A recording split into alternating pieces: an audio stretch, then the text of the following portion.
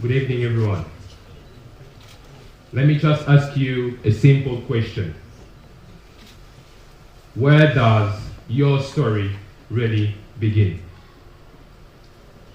Many assume it started with childhood memories, or at their birth, or even an important moment in your life. Yet, our story begins much more earlier we arrived to this world. According to Professor James Naismith, our history begins before we are born. We represent the hereditary influences of our race, and our ancestors virtually live in us.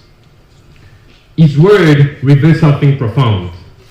The choices, victories, burdens, failures of those who came before us continue to echo within our lives.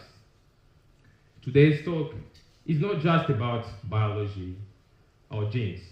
It's about cultures, inherited value, and quiet lesson passed down through generation, explored through the lens of cinema, The Lion King. Simba's journey is not just a story of a lion. It's a story of all of us. It reflects two powerful forces that shape every human life. The first one is heredity. Heredity, in simple terms, is what flows into us from the past.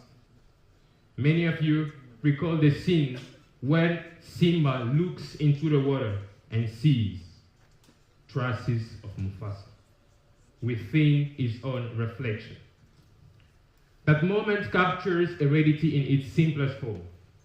Each of us carries pieces, fragments of our ancestors, visible in our attitude, sensitivity, or even instinct. I came to understand this 2 years ago, when I told my mother that I want to run for the president of the Congolese Society here at CIU. And you know what? She refused out of fear. And then after being elected, she told me why. Her father, the man whose name I carry, was deeply involved into leadership in his village.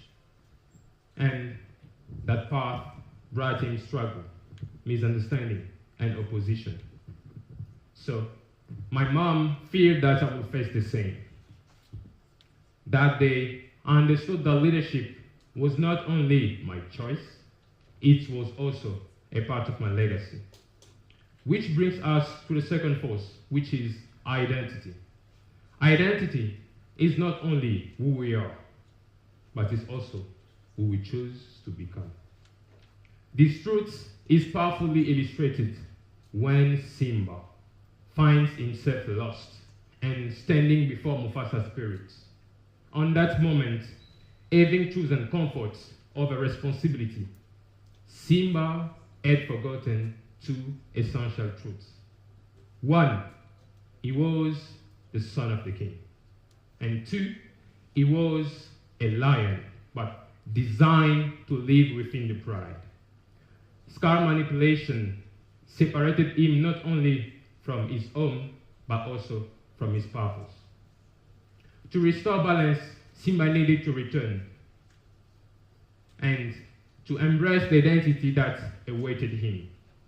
Simba's transformation encouraged me to explore my own history.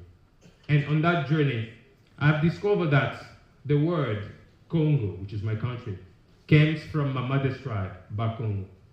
The term means the alley of the leopards.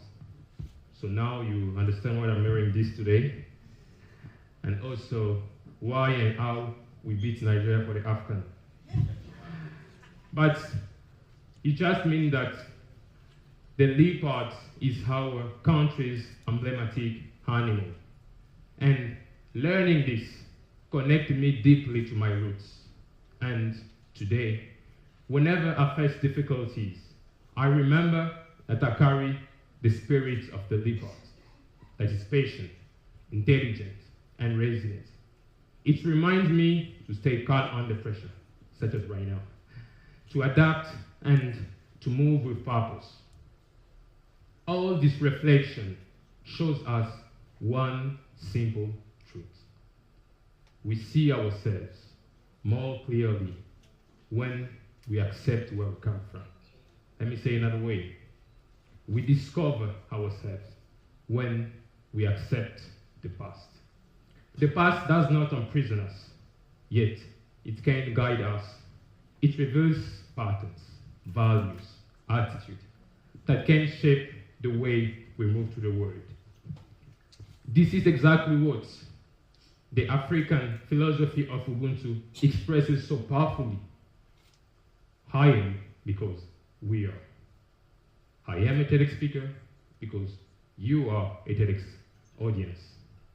It just means our identity is not built alone, but shaped through others, through those who came before us, and through those who walk beside us. So now, I want to invite you to reflect for a moment. Where does your story really begin? Please, look beyond memory, beyond childhood, and into the deeper traits that form your background. Explore your cultural roots, the value handed down, and the legacy carried in your family line.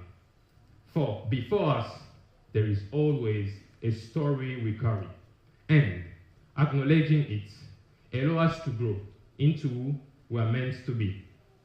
Today, I stand here not only as Manassé the speaker, or the former president, or the civil engineer, but as the continuation of those who came before me. Thank you.